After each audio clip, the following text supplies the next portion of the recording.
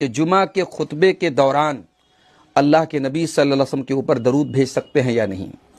دیکھیں پیارے نبی صلی اللہ علیہ وسلم کا جب بھی نام آئے تو ہمیں صلی اللہ علیہ وسلم تو کہنا ہی چاہیے۔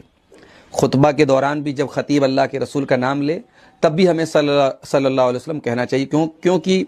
اللہ کے نبی صلی اللہ علیہ وسلم نے اس انسان کو بخیل قرار دیا ہے جس کے سامنے پیارے رسول صلی اللہ علیہ وسلم کا نام لیا جائے اور وہ آپ کے اوپر درود نہ پڑھے۔ بلکہ ایک حدیث میں تو اللہ کے رسول صلی اللہ علیہ وسلم نے یعنی بددعا فرمائی ہے، رغم انف رجل ذکرت عنده فلم یصلی علیہ،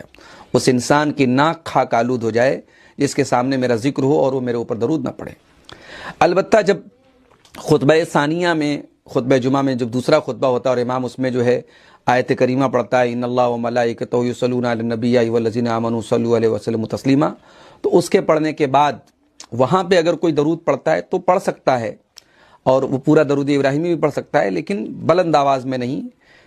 کیونکہ خطبے کے دوران خاموش رہنے کا حکم ہے،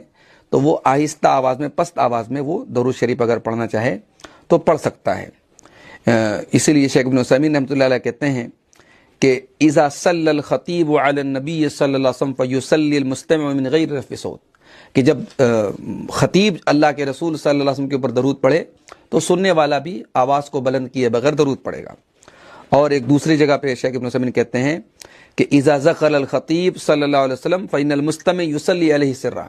جب خطیب صلی اللہ علیہ وسلم کہے تو سننے والا بھی آہستہ سے درود پڑھے گا، حتی لا یشوش علی من حولہ، تاکہ اپنے آس پاس کے لوگوں کو تشویش میں مبتلا نہ کرے۔ تو بس